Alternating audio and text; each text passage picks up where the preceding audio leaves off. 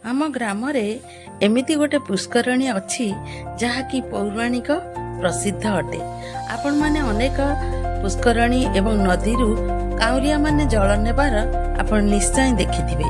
କାହିଁକି ନା ଏବେ ଶ୍ରାବଣ ମାସ ଚାଲିଛି, ତେଣୁ ଜଳ ଉଠାଉଛନ୍ତି। ତାହେଲେ ଆସନ୍ତୁ, ମୋର ସାରା ଓଡ଼ିଶାବାସୀଙ୍କୁ ମୋର ହାର୍ଦ୍ଦିକ ଶୁଭେଚ୍ଛା ଆଉ ଶୁଭକାମନା। ଆସନ୍ତୁ ତାହେଲେ ଦେଖିବା ଆମ ଗ୍ରାମରେ ଗୋଟେ ପୁଷ୍କରଣୀ ଅଛି। ସେଇ ପୁଷ୍କରଣୀରେ ପିଣ୍ଡ ଶ୍ରାଦ୍ଧ ବିଭିନ୍ନ ପ୍ରକାର ସବୁ କାର୍ଯ୍ୟକ୍ରମ, ଯାହାକି ତୀର୍ଥସ୍ଥାନ ତ ଅଟେ, କିନ୍ତୁ ସେ ପୋଖରୀର ଜଳ ନିହାତି ଭାବରେ ସବୁ ତୀର୍ଥ ଜଳ ନାମରେ ପ୍ରସିଦ୍ଧ ଅଟେ।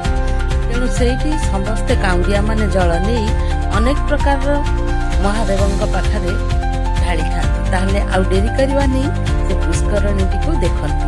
ଏଇ ପୁଷ୍କରଣୀ ହେଉଛି ଆମର ରାଜା ଯଯାତି କେଶରୀ ଯେତେବେଳେ ରାଜତ୍ୱ କରୁଥିଲେ, ଏଇ ପୁଷ୍କରଣୀ ସେତେବେଳରୁ ଏବେ ପର୍ଯ୍ୟନ୍ତ ଅଛି। ଅବଶ୍ୟ ବଡ଼ ପୁଷ୍କରଣୀଟେ ଥିଲା, ଆସ୍ତେ ଆସ୍ତେ ମାଟି ଅତଡ଼ା ଖାଇ ଖାଇ ଏବେ ତଥାପି ବଡ଼ଟେ ଅଛି, କିନ୍ତୁ ତାଠାରୁ କମି ଯାଇଛି।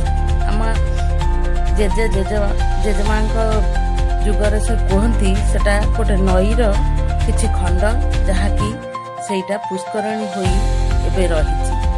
ଏମିତିକା ତୀର୍ଥ ସ୍ଥାନ, ସେଟାର ଆଖପାଖରେ ଅନେକ ପ୍ରକାରର ଦେବାଦେବୀ ଅଛନ୍ତି, ଯାହାକି ଏଇ ପୁଷ୍କରଣୀରେ ଅନେକ ପ୍ରକାରର ଶ୍ରାଦ୍ଧ ପିଣ୍ଡ ଦେବା ପାଇଁ ଅନେକ ଲୋକ ଆସିଥାନ୍ତି। ଏବଂ ଯେତେବେଳେ ଡଙ୍ଗା ଭସା ହୁଏ, ଏଇ ପୁଷ୍କରଣୀରେ ଡଙ୍ଗା ଭସେଇଥାନ୍ତି।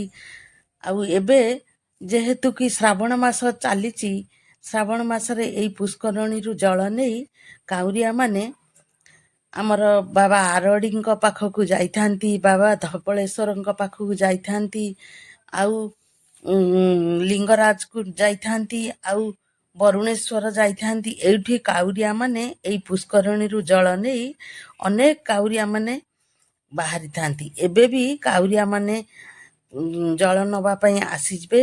ସମସ୍ତେ ଧାଡ଼ି ହୋଇ ସମାନ ଏଥିରେ ସମସ୍ତେ ଅତି ଖୁସିରେ ପୂଜାପାଠ କରି ଜଳ ଉଠାଇ କାଉଁରିଆମାନେ ବୋଲବମ୍ ମାନେ ସବୁ ନେଇକି ଜଳ ଯିବେ। ଦେଖନ୍ତୁ ତାହେଲେ ଏଇ ଆଖପାଖର ଦୃଶ୍ୟ ଆମ ଗ୍ରାମରେ ଭାରି ଖୁସି ଲାଗେ ଏସବୁ ଦେଖିଲେ, ଯେମିତି ମହାଦେବଙ୍କୁ ପ୍ରକୃତ ଦର୍ଶନ ମିଳିଲା ଭଳି।